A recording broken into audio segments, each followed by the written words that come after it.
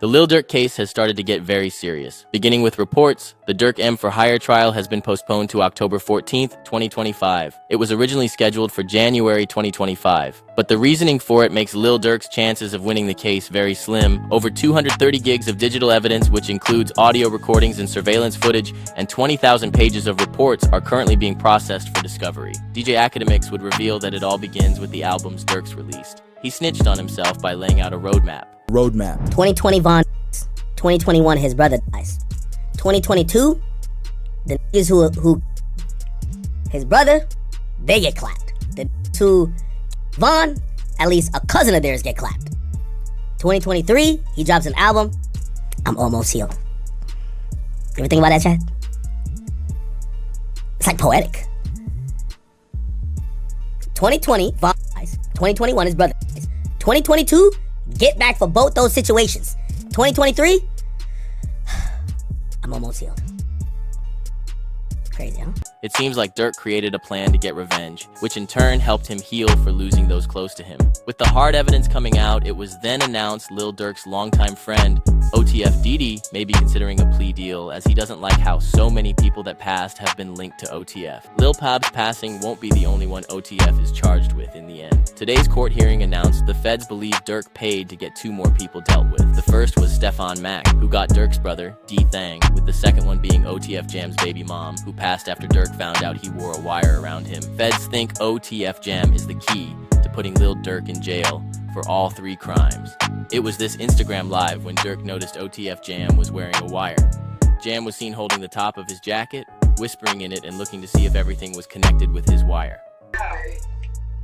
Hey, kid! I ain't gonna lie, my whole dream team. I ain't gonna lie, like back in the day. Oh, my! Oh, dang! Like back in the day. Oh, look, he took out.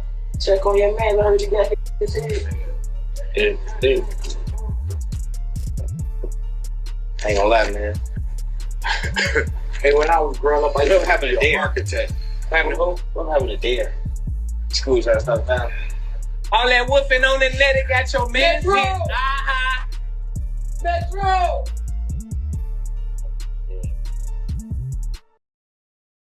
We just confirmed. So guys, if you're enjoying this video so far, smash that sub button for your boy, so I can continue to keep these videos coming for you and drop some industry growth hacks for you guys. Now back to the video. The prosecutors investigated other passings that connect to Lil Durk. It was announced Lil Durk linked to a newly unsealed file in a Chicago passing where he's alleged to have been behind the passing of Stefan Mack. It is believed that Mack was targeted as revenge for the passing of Durk's brother, D-Thang, on January 27, 2022. They haven't officially charged him, but he's been named in new unsealed paperwork. In the court document, they shared this Instagram story for D-Thang, alongside this Instagram story where Durk laughs. They can't see us. What? Tweaking little folks. Right. Hey, somebody always said slap a con. Somebody always said slap a con. Look on who that yeah. What Goofy said that? He said, bro, like a cheeseburger. Ain't nothing cheesy over here. Stupid little boy. This is real water. Y'all Jews be y'all over for real. Hey, I know what it be too, bud. What's that? Like everybody be having that cheese, you know? Y'all be doing shout outs, man. You gotta know your jewelry. Like, if somebody want me to give them a shout out for some jewelry, I'm gonna make sure you're in that vault, you hear me? As they're gathering a timeline for the Instagram live, but it's rumored to be that same day it happened. But it gets even worse. This was only the beginning, as even Brick Baby spoke publicly saying, "You can't say Durk never slid for King Von anymore because they got Lil Pab." Because once Durk was arrested, Brick Baby was on live stream, and he'd react to his old interview where he mentions this. This is just it. 5 Chicago gang members with ties to Lil Durk, OTF, accused of being hired to alive Quando, Rondo, and the LA incidents where Lil Pab was unalive. Suspects face the penalty if convicted. He said indictment alleged that flights and rental cars were paid with credit cards linked to OTF. But was this an attempted hit? Or Well, They can't say that no more. Then they put you as Why? Oh yeah, because of your face. Wait, no. Like, who died? You can't say that no more. Oh, because of FBG Cash? Oh, who?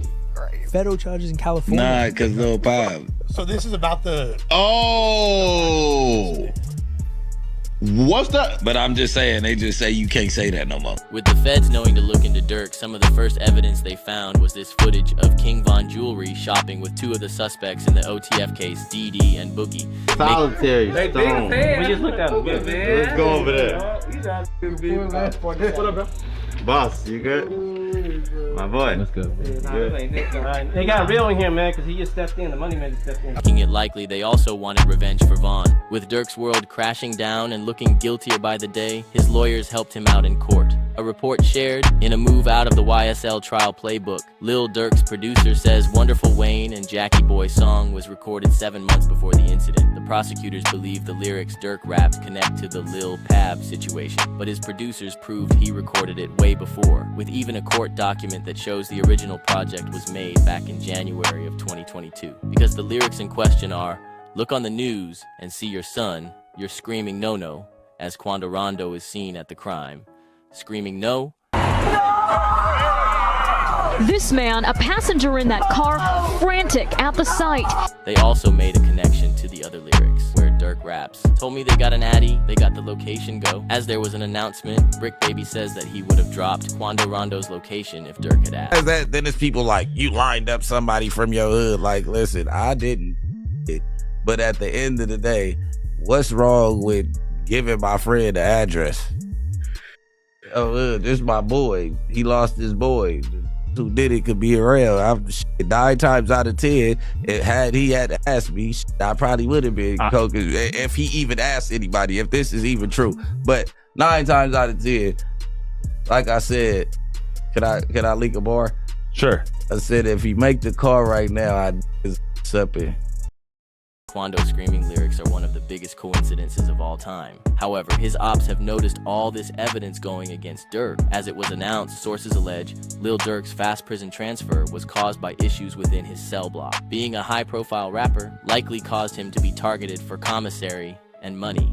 The following day, Quando and his best friend Lil Tim did separate interviews. Both say the same message.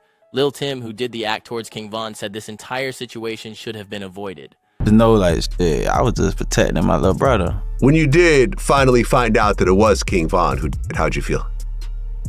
I was like, damn, if Brian did that stupid shit last night, he still would have been alive. That's how I was. But I was like, shit, I ain't no the type person I am. Like, I'm a humble person. I ain't no disrespect to like his mama saying f*** him and shit like that. Cause I could easily get on that type of stuff and be clout chasing type. Like, I ain't on that type. I'm a humble person, but it's like, they ain't never popped that shit off. That would have never happened like that. Quando said the same thing, while adding on Durk threw away the responsibilities of looking out for his friends and family. Whoever on my side, they got kids and a mama that 100% love them. And at the end of the day, bro, all this bull that we talking about is stupid. That could have been handled a totally different way. It could have been handled to the point where a song and $3-4 million could have came out or whatever. Like, they could have got handled in a legit way, in a music way. As the revenge from Quando is a result of this announcement, the Durk OTF case is starting to see the first pieces of evidence in court. Rumors from around the court reveal there's footage from OTF Jam recording the planning process of OTF catching Quando Rondo's crew. This has made Durk's jail life even harder as he's been moved into a new section with bad living conditions, but it's not all terrible for Durk.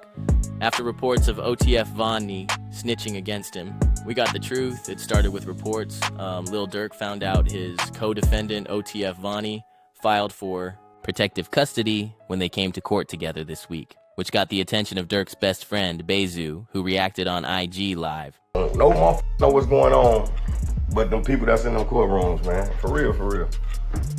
Them be false accusations. Y'all don't even know what the f be going on, for real. Y'all really be trying to play Inspector Gadget and all this. I'm snitching on them, but that's innocent, man. Y'all just be weird as hell.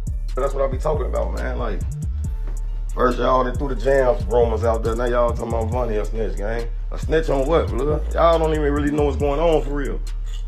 On my kids, y'all really just be running. And that's why I don't participate in nothing that got to do with nothing illegal. Because of you motherfuckers, y'all be trying to get them all put under the jails. Y'all trying to go let them meet Larry for the first time, you hear me? On my mother. But this is where it gets crazier, as DJ Akademiks would speak on OTF Vani allegedly snitching against Durk, causing major confusion. When you see Flacco post something, you almost gotta be like, look at this headline. Lil Durk found out his co-defendant OTF Vani, King Von cousin, filed for protective custody when they came to court. Okay. That sounds so crazy. That sounds so crazy. Now, this is why we have streams like this. This is, you know, I'm not gonna get on anybody or anything like that, and I'm not gonna ever say that I haven't, you know, maybe jumped the maybe once in a while, but I definitely do aim to be correct, and I never try to be incorrect out of malice, right? This is why we love to bring up the paperwork and try to explain it, and also increase everyone's knowledge on stuff, because a lot of times these days the headline is way better than the story. However, Durk knew OTF Vani didn't snitch. He would make a phone call from jail, even saying he was not going into protective custody. The caption reads, "Just got off the phone with my brother Durk. He's in good spirits, staying positive, and trying to get back home to his kids and family. We're not glorifying negativity. We're more than just street guys. That's an understatement. We're men of honor. And the code, no matter our financial status, bro hit the main line. With the rest of our kind, no protective custody." What's from a federal prison? Say what, brother? I said, I know you're but if you need anything, you know I got you. You know, I appreciate it. You know, it's all that count, yeah, I know how that be, but it don't matter, bro. We ain't never moved our money. Except for that first time. Once it was that, it was that. Once it was like then, it was everything was history. Yeah. You know, I feel back to the same. I came up here like, shit, where you from? What you got going? I see too, yeah. Man, what? The PC. Hey. They said, I thought they thought a computer, you hear me? Downstairs, they be like, man, you know you, man, send me upstairs. Whatever it is, I got to tap to it. Nah, for sure. Can't go no more. PC come out acting all crazy. But it's when DJ Akademiks reacted by sharing the truth behind the situation. Durk having that phone call was the worst thing. He needed to do it to back OTF. With all due respect to whoever 900 brother is, again, with all due respect to you, the guy's fighting for his life. I get it. Maybe for whatever reason, which I still think would be a dumb reason, let's say that Durk wants to address the people. You know how you put this out? You say, yo, Durk, we on. You let him say what he's saying to the public, and you cut it off. We don't need to hear y'all back and forth. Because a lot of this audio kind of feels like maybe this wasn't how Durk wanted to first communicate with everybody in the world. Anything he does is gonna go viral. Having a conversation about, you know, even if you think it's in good faith, yo, we don't move off money, nah, blah, blah, blah. It don't sound right. It don't sound right, brother. Vani, it all isn't terrible for Durk. A lawyer would predict his release date from jail. Kodak Black's attorney, Bradford Cohen, says Durk has a chance to beat the King Von Quando revenge case unless OTF testifies against him.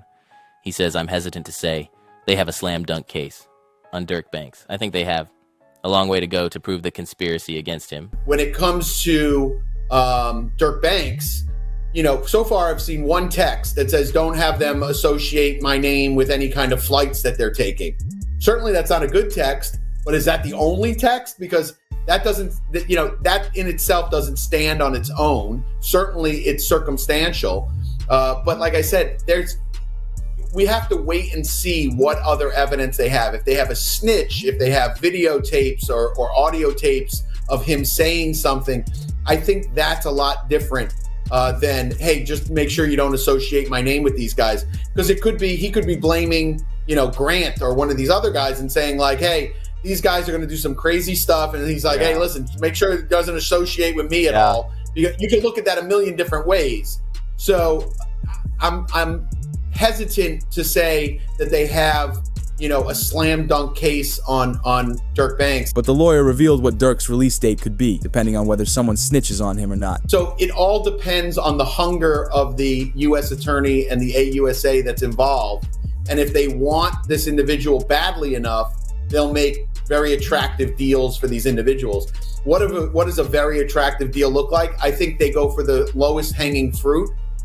Whoever, didn't actually guy, maybe someone that was involved that didn't actually, or someone that, but it didn't hit, they're going to have forensics. Yeah. So they'll take whoever is the least culpable, and I think that they'll approach him and make a deal with him that'll be the most attractive. And if that guy doesn't make a deal, they'll move on to the next guy. So usually that's what happens, right? You go for the lowest hanging fruit first, the guy that you think will flip, the guy that didn't really have that much involvement. And I think what also is interesting with the indictment is it wasn't just money. They're like, oh, it could have been money or it could have been career advancement.